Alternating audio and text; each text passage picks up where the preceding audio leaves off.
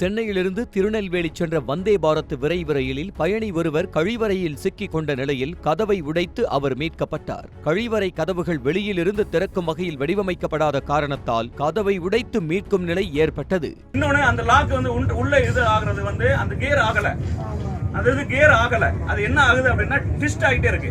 அந்த மரம் போய் ட்விஸ்ட் ஆகுது. இன்னொரு முக்கியமான ஒரு விஷயம் என்னன்னா, மற்ற ட்ரெயின்ல என்ன நடக்கும் அப்படின்னா நம்ம வெளியில இருந்து ஓபன் பண்ணிட முடியும். ஏதாவது உள்ளுக்குள்ள இருக்க எல்லாமே ஸ்க்ரூவோ போல்ட்டோ கூட எல்லாமே ஆலன் கீ போல்ட் போட்டுருக்காங்க. ஒரு எமர்ஜென்சி கூட அந்த மாதிரியான டூல் இங்க யார்ட்டும் இருக்காது. ஆலன் கீ போட்டு தான் திறக்க முடியும். அது வெளியில இருந்து திறக்கிற மாதிரி இல்லை, எல்லாமே உள்ளுக்குள்ள இருக்கிற மாதிரி இருக்கு. அது எப்படி யாரால திறக்க முடியும்? இவ்வளவு டெக்னாலஜி வச்சிருந்துட்டு உள்ளுக்குள்ள ஒரு சின்னதா உடைச்சுதான் எடுக்கிறாங்க. ஆல்டர்னேட் வே என்ன இருக்கு? ஒரு எக்ஸிட், எமர்ஜென்சி எக்ஸிட் டாய்லெட்டுக்குள்ள என்ன வச்சிருக்காங்க? செய்திகளை உடனுக்குடனும் துல்லியமாகவும் தெரிந்து கொள்ள சப்ஸ்கிரைப் பண்ணுங்க.